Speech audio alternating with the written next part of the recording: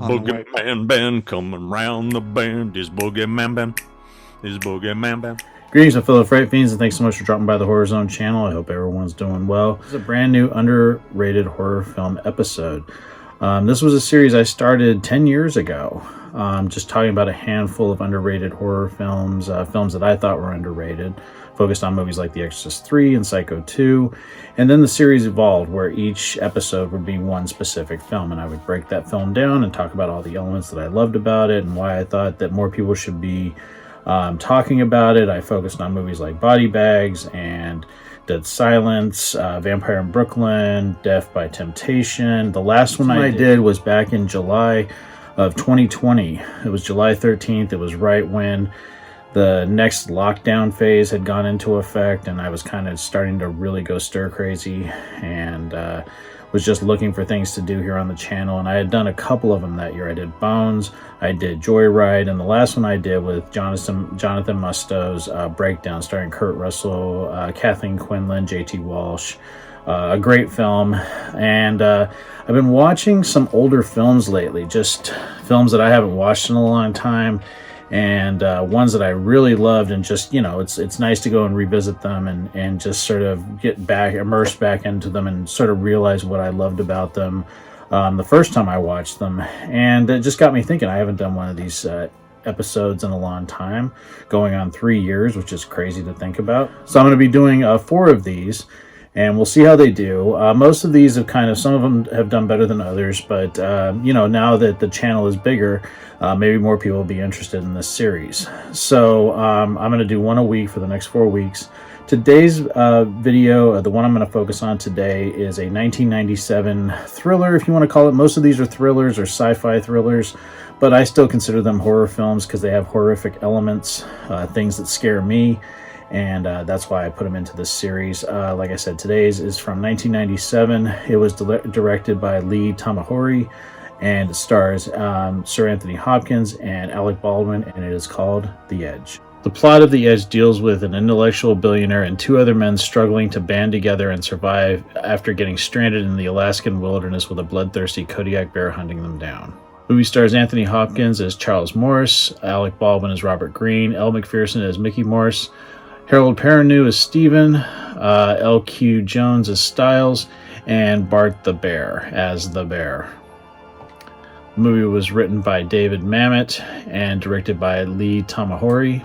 The Edge began principal photography on August 19th of 1996. Footage was taken primarily in Alberta. Among the Alberta locations were Banff National Park, Canmore, Edmonton, Thunder Quarries, Fortress Mountain Resort, and Alarcom Studios. Additional scenes were shot in Yoho National Park and Golden, both in British Columbia.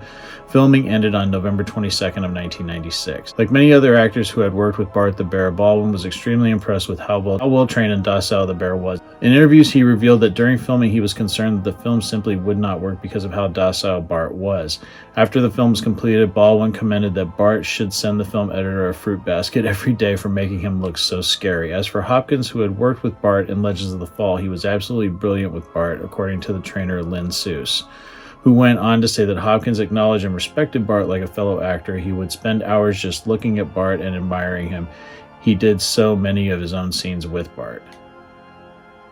Sir Anthony Hopkins had a brush with death during filming in Alberta. He was taking painkillers for a neck problem. He fell in a river and didn't feel how cold he was becoming until he began to suffer from hypothermia. He had to be rushed to the hospital to be treated. He was also suffering from a slipped disc throughout filming and incorporated the pain he felt from this into his performance. This was one of Bart the Bear's final acting roles before his death on May 10th of 2000 at the age of 23. The Edge had its premiere at the Toronto International Film Festival in Canada on September 6, 1997. It was released in the U.S. on September 26, 1997, in 2,351 theaters and grossed $7.7 million during its opening weekend, and went on to gross $27.8 million in the U.S. and $15.4 million overseas, for a worldwide total of $43.3 million in its theatrical run. So why this film? Why was this the film I picked to sort of kick back off this series, and why would I consider this film a horror film? One thing for me is I don't like to be lost. I don't like to be stranded. Those are 2 components that kind of make up some of the narrative in this film. You have the 3 characters of Bob, Stephen, and Charles, who are lost in the wilderness following a plane crash. They have to navigate their way back to civilization, back to where they are staying, and all the while being pursued by this predator in Bart the Bear. But also surviving the elements. And I think that this film just does an excellent job of showing somebody that's, you know, you have somebody like the Charles Morris character that Anthony Hopkins plays, and he's this really well-known billionaire, but he's very book smart, and he tries to incorporate those book smarts into surviving. And the other characters are more like, the Bob Green character is almost, there's times that I've never been a huge Alec Baldwin fan, and I like him in certain things. And the Bob Green character in this is very abrasive at moments, and where Charles tries to remain calm and cool and trying to figure things out using his knowledge, and Bob is getting frustrated with that, and it just gets perpetually, and his frustration grows throughout the film as they get more and more into dire situations. And right away, I didn't like the Bob Green character that Alec Baldwin plays. You could just see there was something about him you don't like, and you kind of pick up on little things about him, just little comments he makes here and there. Of course, he's a photographer. Charles's wife, Mickey, is a model, the Elle Macpherson character. They're in this area to do this photo shoot.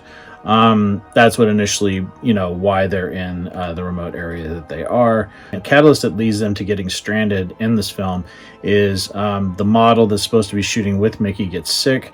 Bob sees a photo in the lodge that they're staying at of a local hunter named Jack Hawks. They go to seek him out, and when this is happening, when they're flying to this location to find him, they get caught in a bird strike, and it causes the plane to crash. And that's why they are stuck in the wilderness and why they have to find their way back. The beauty of this film is the cinematography.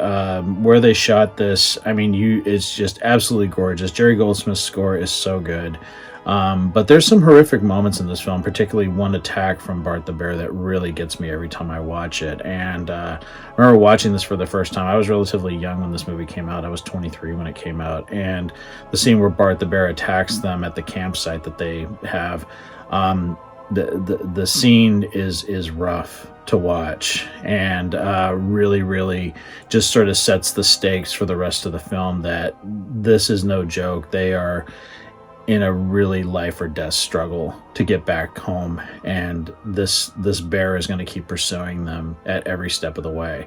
And the scenes with Bart the Bear where they finally stand up and sort of try to survive and take on this bear, this predator that's been hunting them, there's some of the most horrific scenes you've ever seen on film. They did a terrific job. Really well done.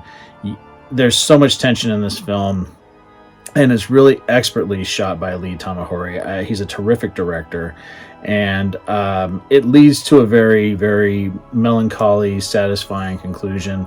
I think it's a terrific film that more people should be talking about. And we're going on the 26th anniversary of this film. I can't believe it's 26 years old now, but I definitely recommend people check this film out. If you haven't heard of it, check it out. I'm sure it's available on Amazon Prime. I've had this DVD since the early 2000s, so one of the first DVDs I bought, and yeah, the film is great. It has beautiful cinematography by Donald McAlpine, amazing direction by Lee Tamahori, Jerry Goldsmith, one of my favorite composers, amazing score, and a fantastic cast. Definitely check out The Edge.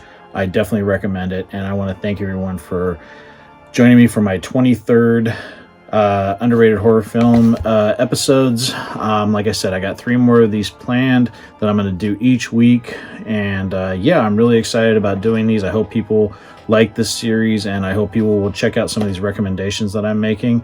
Let me know down below in the comments if you've seen the film, if you're a fan of it. Like I said, it's like one of my favorite films. It's one of my favorite Anthony Hopkins performances. It's like my second favorite performance of his after the Hannibal Lecter films. But yeah, check it out, and thanks so much again for stopping by, and I'll talk to you again real soon. Take it easy. Stay scared as always.